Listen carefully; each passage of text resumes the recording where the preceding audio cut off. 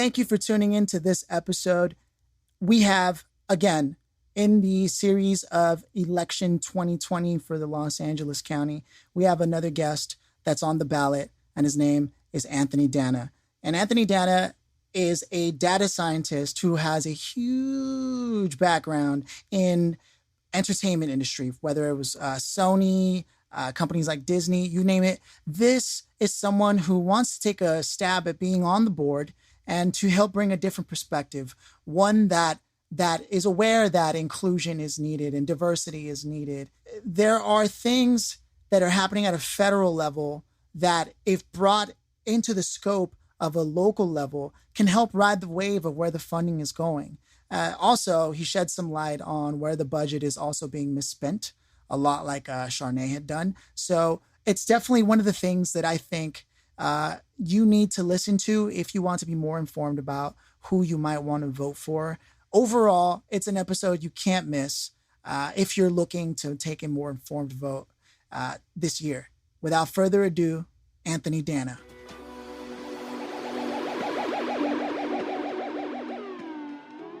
Perfect. All right. Good. Yeah, man. All right. I'm super excited, man. I've been on a roll interviewing people who are on the ballot.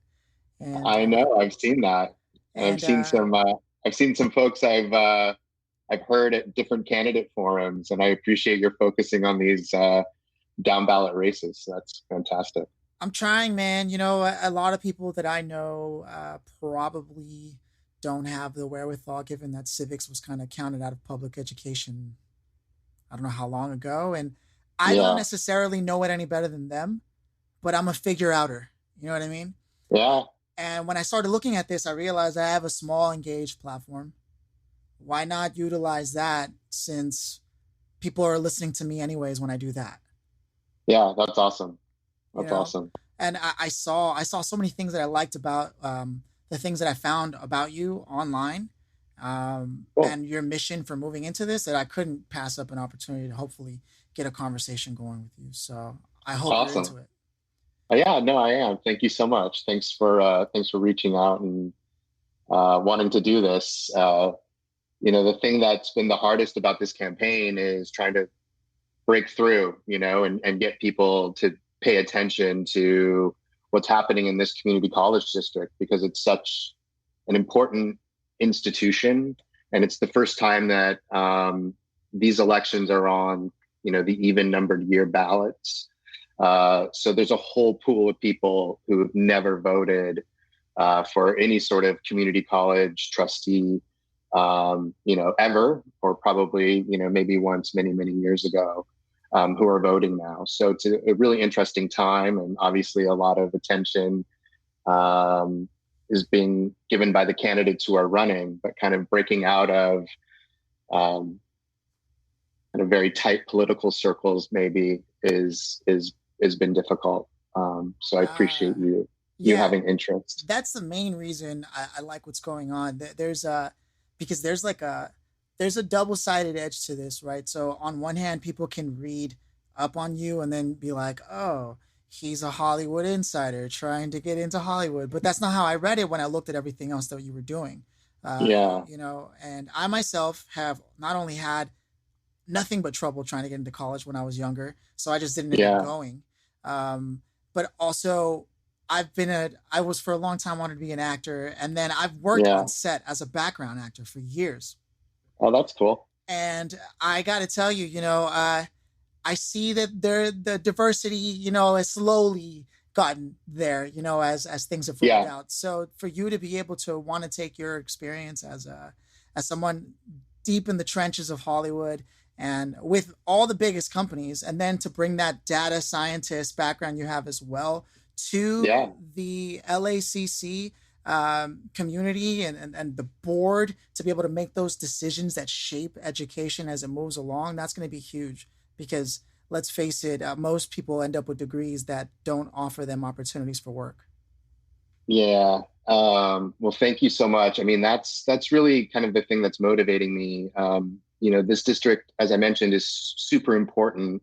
It's a $5 billion enterprise. I mean, that's how big the budget is on an annual basis. And they have $3 billion in unobligated bond money. And that's money that they have to spend on facilities, building new buildings on the campuses, or renovating and upgrading their facilities and equipping those buildings. So it has a great economic impact as an employer, as a generator of construction jobs for this bond program, which has been going on for a decade. But it also has a great impact on the lives of over 200,000 students who look to these colleges to help them fulfill their own individual dreams. And I got into this race because I really felt like the management of this district is failing these students, largely because of the cronyism and corruption that kind of permeates the board, and the relationship that this board has with the for-profit construction management firms that want to do business with the district, that want to tap into that bond money. The LA Times called it a very entrenched relationship between the board and these for-profit firms that want to do business in front of the board. And when you look at the financial disclosure forms of some of these members of the board, it's very clear where they get their money, and it's from these corporations or from executives who are decision makers at these corporations. And so that's kind of that's kind of like what was driving a lot of decision making in this district, and it's caused a lot of problems, and these problems have persisted over time. And I just didn't feel like there were enough people, with credibility, like standing up and saying, this is not good practice. Like, you shouldn't be doing this. In any other professional setting, like this type of exchange of value, like you couldn't do this. I can't take anything of value from someone I'm doing business with. I mean, nor would I ever think about it. A meal, a glass of wine, yes, absolutely. That's like part of like the exchange process that happens in a negotiation. Right. But the idea that, these for-profit companies that want to tap into public dollars are the ones that are influencing these campaigns is kind of ridiculous. No one looks at public dollars. No one looks at it. And they know that. Yeah, exactly. And that's the issue with this district, is that it's always been in the shadows. It's been in a odd number year election, 10% turnout. And, moving it to this even number year cycle has been great. But it's also made it really challenging, like I was talking about earlier, to break through, because there's a lot of things going on right now. A lot of things going on right now. Yeah, it's funny politically and otherwise. It's funny that you bring up the entrenchment with for-profit construction companies, because I also spoke to someone else running for another seat on the board, and Sharnae Tunson, and they were talking about how also the sheriff's department has an entrenched contract with security, and how much of the budget that takes. And I've been to LACC. I mean, they didn't let me in as a student due to financial aid or whatever, but I went to the campus, I want to say 10 years ago, maybe more than that. But it wasn't like, I didn't see any dollars. I didn't see one security guard, first of all. So wherever that money was, I don't know. But also the place, this was before they started doing the newer construction on it that may have happened about 5 years ago. But knowing that experience and where it is now, and learning the fact that it's a $5 billion almost entirely discretionary income that can be used as they see fit. And they have these long-term contracts that are sort of, buddy. It doesn't make for a lot of competition. And everyone knows that's basically almost antitrust in metaphoric terms. So to hear someone bring that up is huge. The sheriff doesn't need to be there. And these are all policy decisions. And so you just kind of pointed exactly at the issue. The things are the way they are today because of the decisions that people who have been sitting in these seats have made. So the sheriff has not always provided security services for the colleges. There was a whole other system in place about over a decade ago. So the idea that the sheriff needs to continue on in the same form and function as it has is ludicrous. I know they're reviewing the relationship with the sheriff now, and I think that's fantastic. But the thing that always concerns me about this district is that they make a lot of motion, but very little progress. And so I think they'll spend a lot of time talking about reforming this relationship with the sheriff. But I'm not so sure how much change will actually happen. And that's the thing that's a little bit concerning. What do you have in mind in terms of, like, let's say you do get in, right? Because I imagine a lot like Charnay, your position will now have a huge influence over what the budget says, right? You're basically another vote for or against what's going on and what's going to move forward. Right. So what are some things you specifically want to focus on, if you can bring some light to that, while being on the board itself?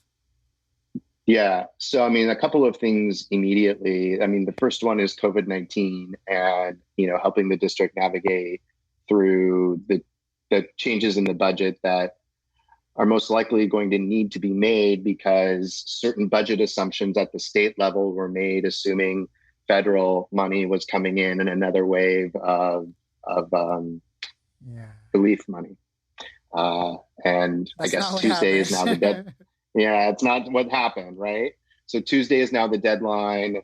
So there were certain budget assumptions made, at the state level based on that money, which assumed it would flow into the community colleges. So their budget has been relatively stable and they've cut in certain areas. But now some of the assumptions that went into that budgeting process are no longer valid. And that puts a whole lot of revenue at risk.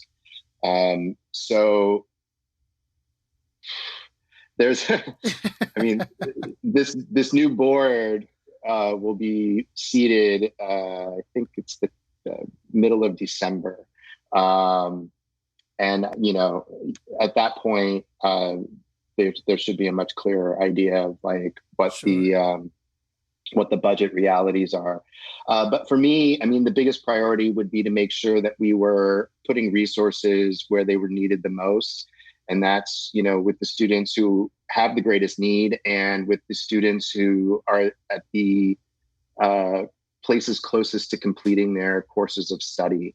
The last thing I would want to see is someone right at the end of the line or very close to the end of the line, not being able to access funds, the classes or the funds that they need to finish, because those are the students that we really need to be focusing on to push over the line during this low-hanging fruit, if you will, right? Moment.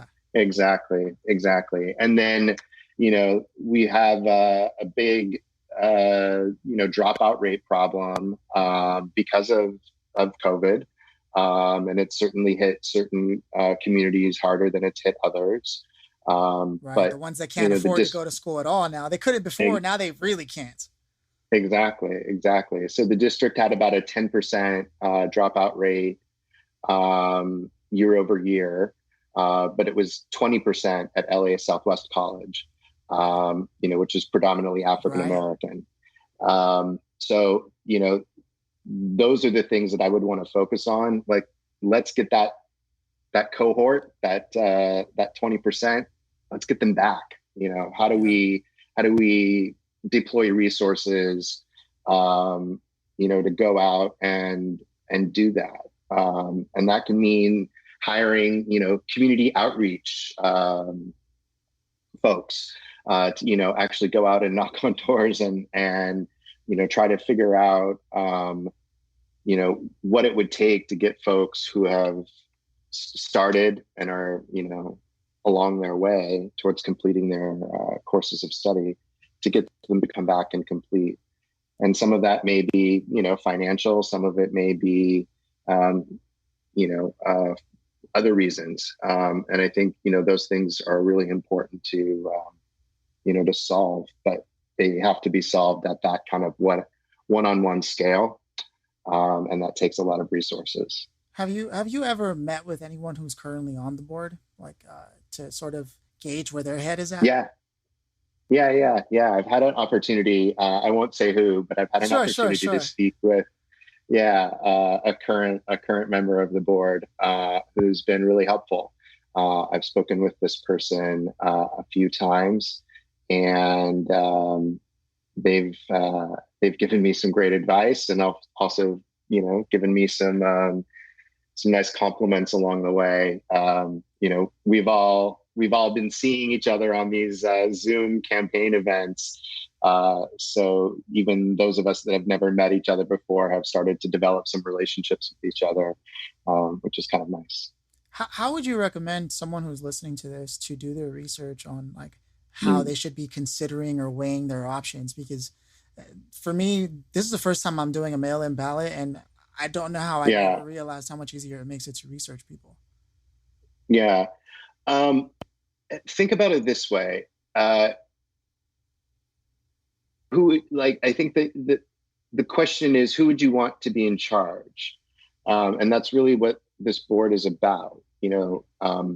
This board is not necessarily about administering the programs of the colleges, because that's what the management and the administration and the faculty and the staff all do. Having an education background is helpful, but it's not the only type of background that's helpful. What these seats are about is really about setting overall vision, strategy, and direction. And these people are responsible for hiring the executive, who in this case is the chancellor of the district, and providing oversight of that person's management of the district. So I look at a board as a body that really needs a diverse set of people with a diverse set of experiences. So I would consider anyone looking at how to fill these seats, first look at who are sitting in the even numbered seats. Just do a quick Google search for the board. And actually, maybe I'll put something on my blog, on my website. I'll do that right now. But those folks are going to serve another 2 years because their seats won't be up until 2022. So those 3 seats are static. So considering who those folks are, who else do you think would make a good mix on this board? And that's a good place to start. And I wouldn't necessarily consider any incumbent to be necessarily more qualified than anyone else. These incumbents were elected in elections with 10% turnout. And in most cases, it was 140,000 people in a 3 million voter district that put these folks into office. So it's not like they're popularly elected. They were able to be elected in a system that existed. And then this current system is brand new. So it's a little bit wild and crazy. And I think this year makes it a little bit, even more abnormal. And, who knows which way it's going to go. That was huge to hear. That sort of illuminates the way things are set up, and I I think as a listener, if I didn't know what the word incumbent meant, I'd be like, okay, but I don't know what that means, right? Because often people hear that and they don't want to act like they don't know. So they just assume they kind of make sense of the sentence. But just to clarify, incumbent would mean somebody who was elected before and they're the ones currently sitting in the seat, correct? Exactly. That's exactly it. But incumbent also means, it just generally means the person who's in office right now. And incumbents are usually elected, but in my case, I'm running in seat number 3. And the incumbent that I'm running against was not elected. He was appointed. Oh, wow. So yeah, there was a vacancy on this board of trustees, and Trustee Vela was appointed to fill this vacancy. And it was a rather controversial appointment that I think is reflective of this board's dysfunction. The person who vacated the board was Assembly Member Sydney Kamlager. She was elected to the Assembly and so resigned her position on the Community College District Board of Trustees. Assemblymember Kamlager was the only African-American member of the board and one of two women. And there were several well-qualified African-American women who had the support of the community at large who were in contention to fill this seat. And there were several other women of color and men of color and other well-qualified candidates who had put their names forward. But the board, rather than choosing one of the three leading African-American women who were vying for this seat, chose the political insider and, made a decision that didn't reflect the wishes of the community, which I think was just a real failure of leadership, frankly. Yeah. I mean, let's face it, politics is everywhere, but really, does it have to be in education? Yeah, exactly. So, I'm really happy to see so many qualified African-American candidates for all of these seats and some really amazing African-American women running in each of these seats. But I have a lot of great support in the African-American community. I have the endorsement of the New Frontier Democratic Club, which is the oldest and largest historically African-American Democratic club in the state. They're a great club. They just did a Get Out the Vote town hall yesterday, all via Zoom. So I had a chance to speak with their general membership after having spent some time with their political committee over the course of the summer. So I'm really happy to have their endorsement, and I think they know that this board really needs someone with my set of experiences to hold the management of this district accountable in a way that, the folks on the board can't. And to really think differently about the way that, this money, this public money, this bond money is being used.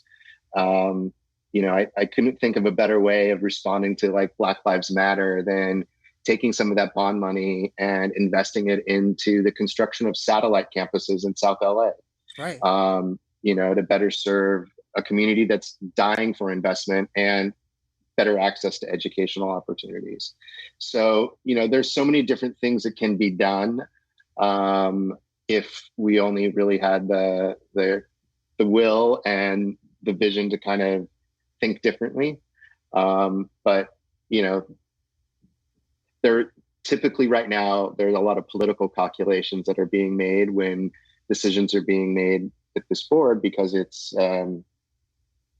largely, politics driven, which is fine, but it kind of defeats the purpose, I think, of education. Of education, and having a nonpartisan board, which really is nonpartisan because it's supposed to be focused on the management of the colleges rather than on, kind of partisan politics. I mean, you bring up a really good point there. There was an opportunity I saw available to write a column for The Economist, and if you wrote a piece that was interesting enough, it would be granted like a fellowship or whatever. I took a stab at it. I've never written, right?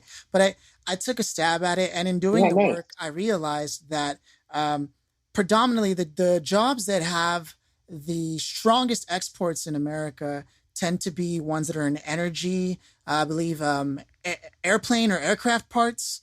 And I'm trying to remember what the other one was. Forgive me for that. But I realized that when you look at the Labor Bureau statistics on that, it shows that the predominant ethnicity in those jobs is not people of color. And what's funny about this is the people most unemployed are people of color. So here we have this huge export. This is a clear demand from the world for the United States of America's labor force, whether it's strategic thinking, right, which is I'm looking for intelligence work as opposed to widgets and stuff like that. And then there's the widgets work that's also there, and somehow the highest unemployed population doesn't have access to the highest export jobs. Like, it just seems like it'd be a quick way to synergistically put together something that removes a large degree of unemployment while at the same time putting them at the forefront of America's biggest exports and really showcasing how America really is a nation for all people, let alone Los Angeles. And now I I don't know love if that they read idea. I don't know if they read my paper, but what you're speaking about really goes there, because I was going to ask you, well, Yeah. if your background can't influence the actual programs, how would you do that? But you answered my question. You'd oversee that there are satellite campuses that are built in that area Exactly. to give Exactly. And the those district has opportunities. built, and right, and the district has built satellite campuses in other parts of LA. So it's not like this is something that hasn't been done before. It just hasn't been done in these places. Right. And I think there's no better time than the present to have a conversation about spending money to be able to do that. Two of the district's campuses, LA Mission College and West LA College, are adjacent to high fire danger zones. I don't know why we would invest at this point any additional public dollars in brand new buildings on these campuses, which have a high potential of To be burned up. being to be victims of major fires. And so I think, given the size of LA and the need for these opportunities to be spread out, it makes sense for facilities to be built in places, that are connected to transit, Yes. or that are otherwise, more accessible to people who, are going about their daily lives and need to fit school into work, childcare, family care, and everything else that one needs to do to make it through a life here in LA. See, that teaches me so much more about the things that you might oversee while being on the board. Because first, Yeah. I had the idea that it was about the programs and this and that, but now that you've let me learn that that's more the management and the staff, because that is what they're there for.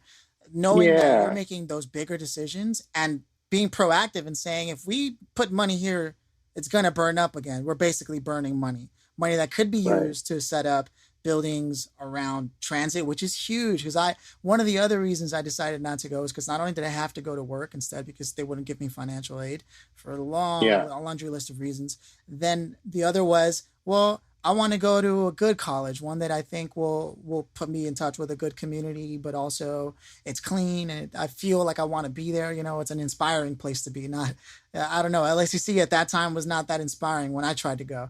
So I was trying to go to SMC, but I lived Right. over in Koreatown and further back, and they had Yeah. just started getting the Blue Line or whatever the Santa Monica buses to Wilshire and Yeah. Yeah. Western. So Yeah. knowing that you're working on that transportation thing is also huge. I mean, this may not Yeah. impact me because myself in college. I mean, I did so much more work experience. I don't know if it pans out, but for the younger generation, it's huge, and that's what this Right. whole thing is about. It's not just about you; it's about how this shapes the future Yeah. of people. No, absolutely. And that's a big part of the platform that I've laid out, with respect to kind of thinking differently about how to use that bond money. Yes. Um, Particularly because the district did a study themselves, um, that showed that they basically have overbuilt.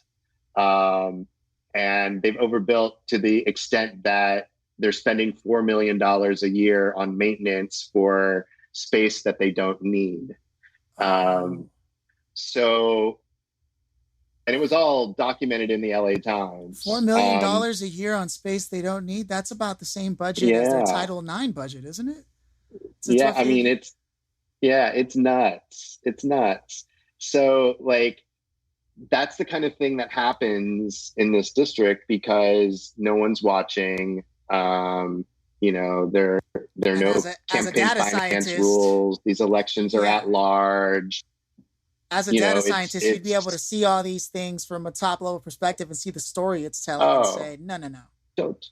well, totally. And that's like the thing about this district with data is I can tell you right now they are not data savvy, whatsoever, and that's not surprising because they're a public institution Right. Um, There's no tech so dollars there.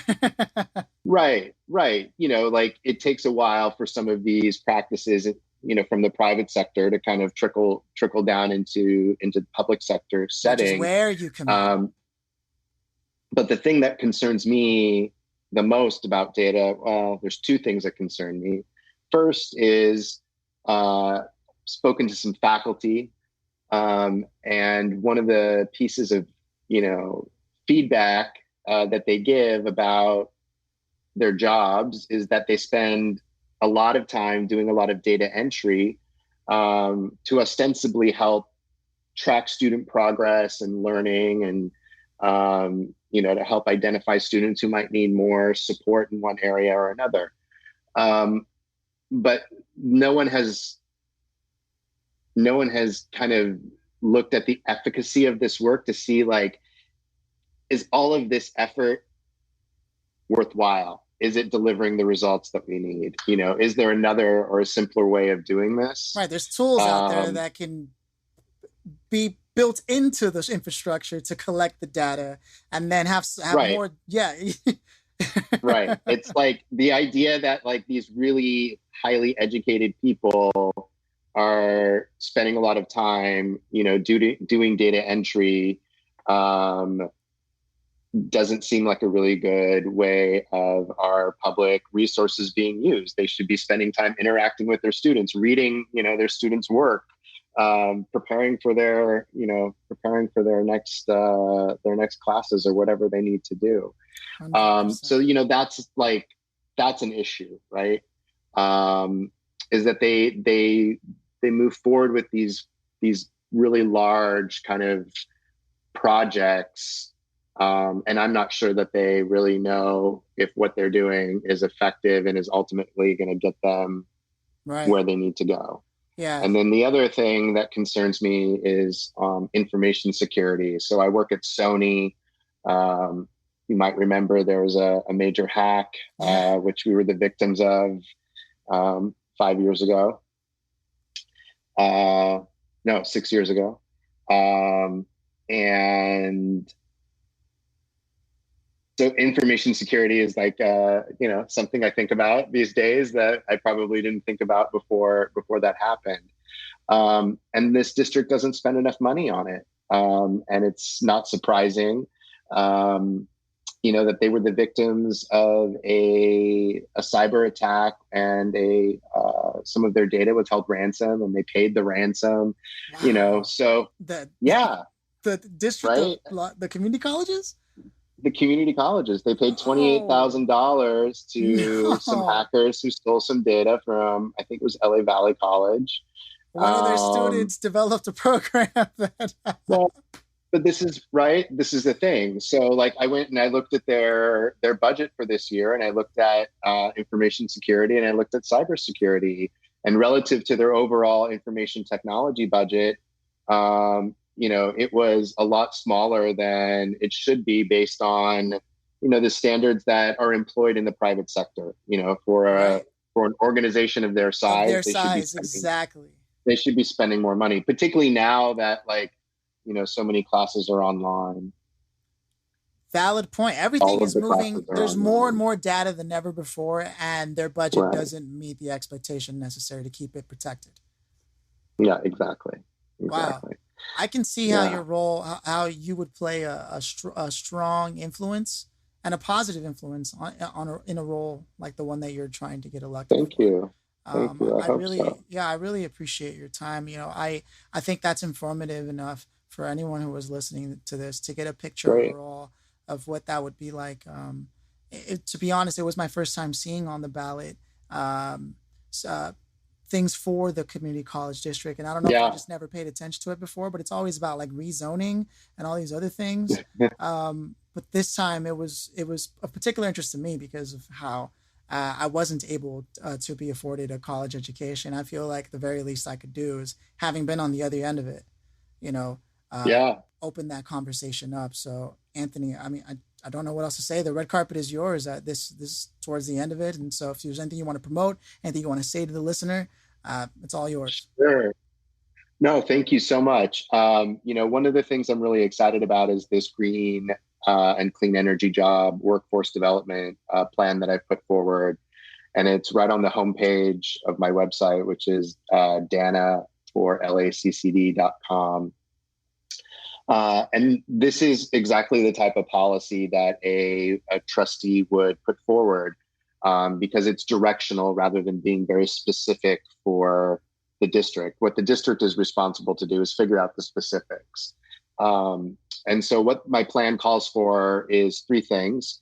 The first is to put an equity program in place for their existing green and clean energy programs, specifically those at Trade Tech College downtown. So Trade Tech has a whole host of programs that would lead students into careers into, in these growing fields. But these fields are largely dominated by white men. Right. Because not enough people of color and not enough women are going into these fields.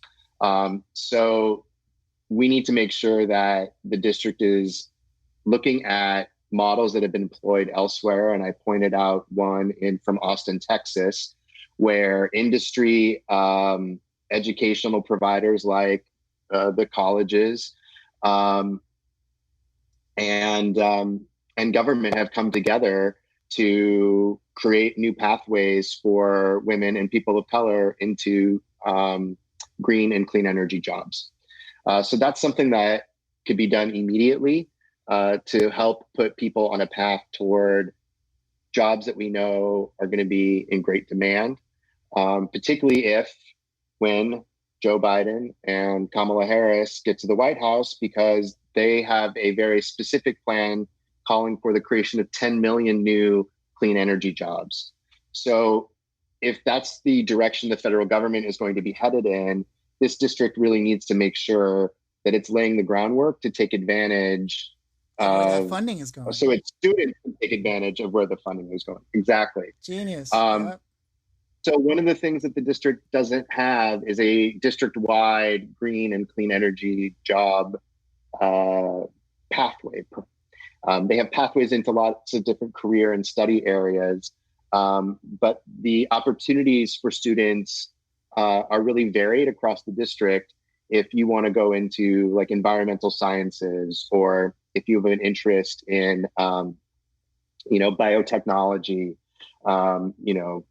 the list of jobs in these areas is quite long. So what I'm calling for is for the district's academic senate to put together a plan to create green and clean energy job pathways at each of the district's colleges, and that we use some of this bond money to build the facilities and buy the equipment that's needed to, teach more people how to be solar technicians, or to create more biotechnology labs. We have the resources to be able to do these things. And when we do them, those will also create jobs by creating, construction jobs through the bond program. So there's a lot of really good stuff that this district could be doing to tackle so many issues with some really big ideas. And with my green and clean energy jobs program, we really can tackle, climate justice issues. We could tackle economic issues, wage issues. The beautiful thing about so many of these jobs is that they pay well above average, and not all of them require a bachelor's degree. So you can go to a community college and get a certification and make, money that a lot of folks with bachelor's degrees make, for example. So, there are really some really interesting focal areas. And the reason I'm focused on climate is because it's obviously such a big issue. But it's also, to the point I made earlier, an area that I know the federal government will be investing in and focused on. And we need to make sure that we're providing the students in Los Angeles the opportunities to take advantage of those investments. That's huge, man. That's a perspective that only a data scientist looking at trends would understand. That, hey, look, if all the big money is going this way, if you want to ride that wave, we have to set up programs that align with that wave. Yeah. No. now. Yeah. Yeah. Yeah. No, Anthony, man, that this has been an awesome conversation, illuminating, and Thank, I can't thank you enough for your time again. I'll be oh, able. thank you. Yeah, I'll be in touch with you shortly after this. But man, thank you.